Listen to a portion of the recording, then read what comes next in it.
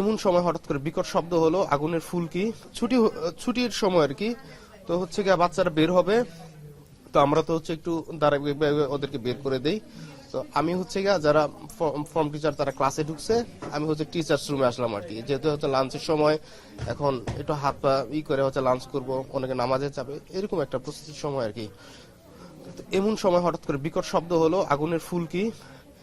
তারপর হচ্ছে আপনার সবাই দিক বিদিকে ছুটাছুটি করতে পারলো, করতে পারলো। এবং একটা ছোট মনে হয় আর কি, ছোট কোনো বিমান, এটা হচ্ছে পড়ছে একদম যেখান থেকে বের হয় আর কি, যে গেটটাতে বের হবে ঠিক এখানটাতে পড়ছে আর কি। তো এতে হচ্ছে আপনার ধোয়ার কুণ্ডলী পুরোটার মধ্যে। আসলে একদম ছুটির সময় বাচ্চারা বের হবে আর কি। তা আমরা হচ্ছে গিয়ে ওদেরকে যাতে একটা সুশৃঙ্খল ভাবে বের হয় আর কি, যার জন্য লাইন করে বের করি আর কি। ঠিক এই মুহূর্তটাই মধ্যে আর কি আপনার এই ঘটনাটা। হতাহতটা এই মুহূর্তে বলতে পারতেছি না, এই কারণে যে হচ্ছে কি আপনার যখন দুর্ঘটনা ঘটার পরপরই আপনার প্রচন্ড ধোয়া, আমার হচ্ছে গিয়ে দু হাত আর হচ্ছে একটু শ্বাসকষ্ট আছে, আর মুখ কান এগুলো পুড়ে গেছে।